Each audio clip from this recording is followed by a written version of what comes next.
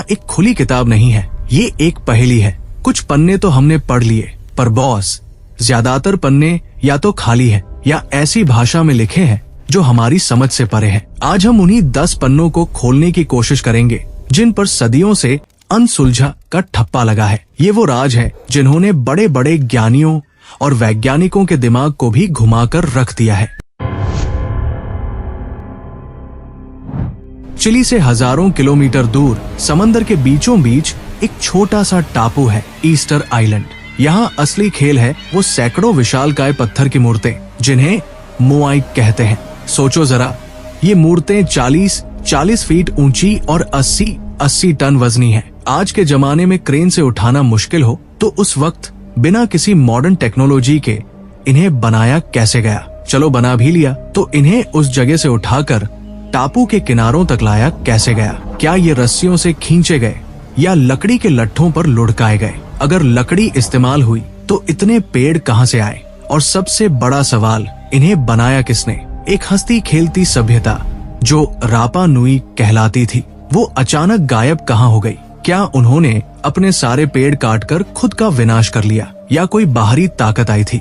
ये मूर्तें आज भी समंदर की तरफ पीठ करके खड़ी हैं, मानो दुनिया से नहीं बल्कि किसी गहरे राज से मुंह फेर रखा हो। इनका मकसद क्या था? ये किसे देख रही है? ये सवाल आज भी समंदर की लहरों में गूंज रहे हैं।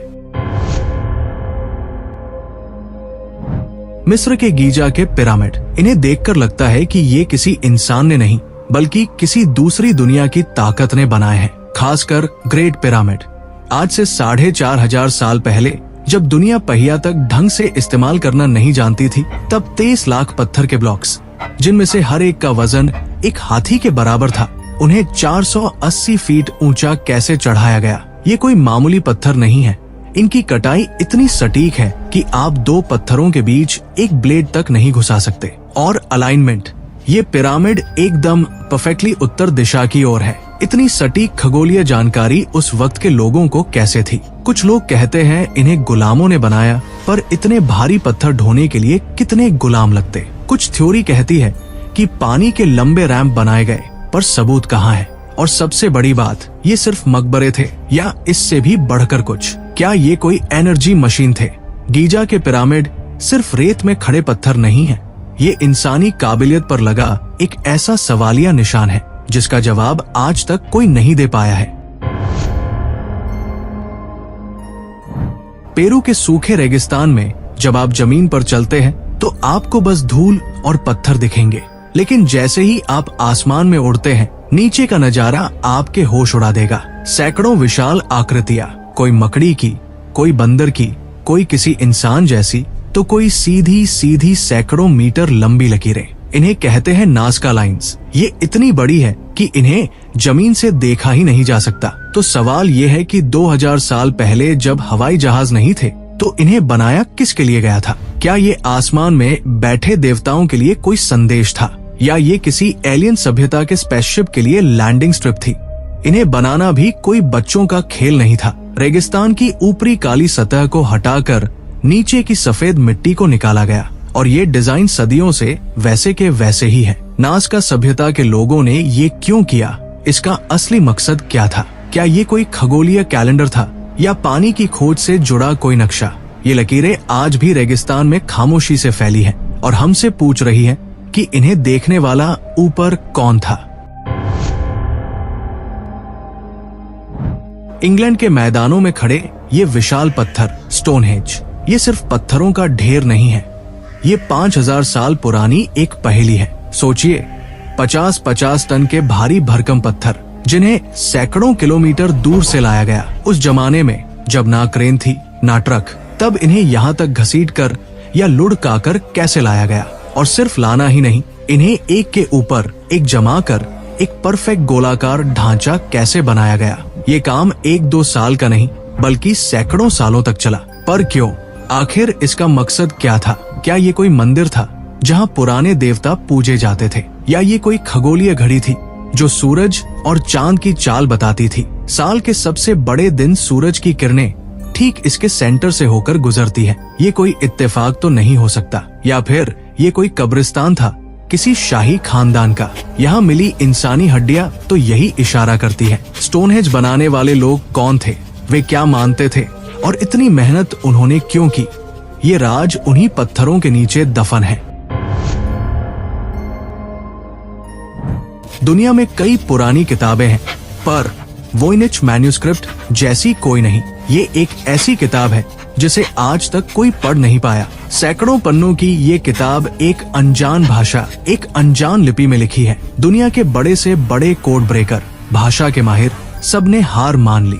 इसकी लिखावट तो असली लगती है, पर इसका मतलब क्या है कोई नहीं जानता। और सिर्फ लिखावट ही नहीं, इसमें बने चित्र भी उतने ही अजीब है। ऐसे पेड़ पौधे जो धरती पर कहीं नहीं मिलते, अजीब सी खगोलीय आकृतियां और पानी में नहाती औरतों के अजीबोगरीब चित्र। ये क्या है? क्या ये किसी दूसरी दुनिया का ज्ञान है या ये किसी पागल इंसान की डायरी है? कुछ लोग कहते हैं ये जड़ी बूटियों की कोई प्राचीन किताब है, पर पौधे तो पहचान में आए। कुछ का मानना है कि ये सब एक बहुत बड़ा धोखा है। किसी ने बस अमीर लोगों को बेवकूफ बनाने के लिए ये लिख दी।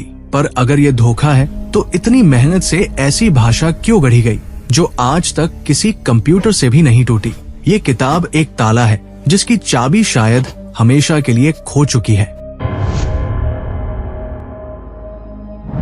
1959 की सर्द रात रूस के यूराल पहाड़ों में 9 तजुर्बेकार हाइकर्स गायब हो जाते हैं। जब रेस्क्यू टीम पहुंचती है तो जो मंजर वो देखती है वो किसी के भी रोंगटे खड़े कर दे। उनका टेंट अंदर से फटा हुआ था, मानो वो किसी चीज से डरकर भागे हों। और भागे भी कैसे? कड़ाके की ठंड में, बिना जूते और गर्म कपड़ों के। उनकी लाशें टेंट से काफी दूर अलग अलग जगहों पर मिली। 2 की खोपड़ी टूटी थी, 1 की पसलियां, पर जिस्म पर बाहर से कोई चोट का निशान नहीं था। एक महिला की जीभ और आंखें गायब थी। ये कैसे हुआ? क्या उन पर किसी जंगली जानवर ने हमला किया? पर वहाँ किसी जानवर के निशान नहीं थे। क्या ये कोई मिलिट्री एक्सपेरिमेंट था जो गलत हो गया? कुछ लाशों पर रेडिएशन के निशान भी मिले। या फिर ये थी यानी हिमानव का काम था। वो किस चीज से इतना डर गए थे कि सब कुछ छोड़कर बर्फीले तूफान में मौत के मुंह में भाग गए? द्यातलोव पास का ये हादसा आज भी रूस के सबसे ठंडे और सबसे गहरे राज में से एक है। रात को किसान सोता है, सुबह उठता है तो देखता है कि उसके खेत में किसी ने विशालकाय परफेक्ट डिजाइन बना दिया है। ये है क्रॉप सर्कल्स। इंग्लैंड के खेतों में ये चीज 70 के दशक से बहुत ज्यादा दिखने लगी। ये कोई छोटे मोटे गोले नहीं होते, बल्कि कई सौ फीट लंबे बेहद जटिल जियोमेट्रिक पैटर्न होते हैं, जैसे गणित का कोई फार्मूला खेत में छाप दिया हो। सवाल ये है कि ये करता कौन है? कुछ लोग कहते हैं कि ये सब इंसानों का किया धरा है। कुछ लोगों ने तो मान भी लिया कि वो रात को तख्तों और रस्सियों से ये बनाते थे। पर दिक्कत ये है कि कुछ डिजाइन इतने जटिल और इतने बड़े होते हैं कि उन्हें एक रात में इंसानों का बनाना नामुमकिन सा लगता है। और जिन पौधों से ये बनते हैं वो कटे हुए नहीं, बल्कि एक खास एंगल पर मुड़े होते हैं, मानो किसी माइक्रोवेव जैसी गर्मी से उन्हें झुकाया गया हो। तो क्या ये यूएफओ के उतरने के निशान है, या आसमान से कोई अनजान एनर्जी बीम ये डिजाइन बना रही है? ये सिर्फ कलाकारी है या किसी दूसरी दुनिया से आया हुआ संदेश? 1967 में कनाडा के एक छोटे से गांव शग हार्बर में कुछ अजीब हुआ। दर्जनों लोगों ने, जिनमें पुलिस वाले भी शामिल थे, आसमान में जलती हुई अजीबोगरीब रोशनी देखी। ये कोई आम जहाज नहीं था। ये रोशनी पानी की तरफ बढ़ी और समंदर में क्रैश हो गई। लोगों को लगा कि कोई प्लेन गिरा है। तुरंत रेस्क्यू ऑपरेशन शुरू हुआ। नेवी, कोस्ट गार्ड सब पहुंच गए, पर जब वो उस जगह पहुंचे तो वहाँ कुछ नहीं था। ना मलबा, ना तेल, ना कोई सुराग। बस पानी पर एक अजीब सा पीला झाग तैर रहा था। सरकार ने इसे पहले प्लेन क्रैश माना, फिर उल्कापिंड, पर गवाहों ने जो देखा था वो इन दोनों से मेल नहीं खाता था। वो एक कंट्रोल में उड़ती हुई चीज थी। क्या वो सच में एक यूएफओ था जो समंदर में क्रैश हो गया? और अगर हाँ, तो क्या उसे बाद में किसी ने गुपचुप तरीके से निकाल लिया? शग हार्बर का ये केस इसलिए भी खास है क्योंकि ये उन चंद यूएफओ मामलों में से है जिसे सरकार ने खुद गंभीरता से जांचा था, पर नतीजा सिफर रहा। वो चीज क्या थी जो उस रात पानी में समा गई? कनाडा के पास एक छोटा सा टापू है, ओक आइलैंड। पर इस टापू के नीचे दफन है दुनिया का सबसे बड़ा खजाना, या शायद सबसे बड़ा धोखा। कहानी शुरू होती है 1795 में, जब कुछ लड़कों को एक गड्ढा मिला जिसे मनी पिट कहा गया। जैसे जैसे वो खोदते गए उन्हें हर 10 फीट पर लकड़ी के प्लेटफॉर्म मिले, पर वो ज्यादा नीचे नहीं जा पाए क्योंकि गड्ढे में अचानक समंदर का पानी भर गया। बाद में पता चला कि ये कोई आम गड्ढा नहीं बल्कि एक चालाकी से बनाया गया जाल था। इसे ऐसे डिजाइन किया गया था कि कोई खजाने तक पहुंचने की कोशिश करे तो समंदर का पानी सुरंगों से बहकर उसे भर दे। पिछले 200 सालों में ना जाने कितने लोगों ने, कितनी कंपनियों ने अरबों रुपए फूंक दिए इस खजाने को निकालने में, पर मिला क्या? कुछ पुराने सिक्के, कुछ टूटी फूटी चीजें। पर वो असली खजाना कहाँ है? क्या यह सच में समुद्री लुटेरों का सोना है, या नाइट टेम्पलर्स का पवित्र खजाना, या फिर ये सब एक कहानी है? ओक आइलैंड का ये गड्ढा आज भी पैसे और जिंदगियां निगल रहा है, पर अपना राज उगलने को तैयार नहीं है। अटलांटिक महासागर का वो कुख्यात हिस्सा जिसे दुनिया बर्मुडा ट्रायंगल या शैतान का त्रिकोण कहती है, फ्लोरिडा, प्यूर्टो रिको और बर्मुडा के बीच का ये इलाका ना जाने कितने जहाजों और हवाई जहाजों को निगल चुका है। यहाँ चीजें बस गायब हो जाती है, बिना कोई सुराग छोड़े, बिना कोई मेडे कॉल किए। सबसे मशहूर किस्सा है फ्लाइट 19 का।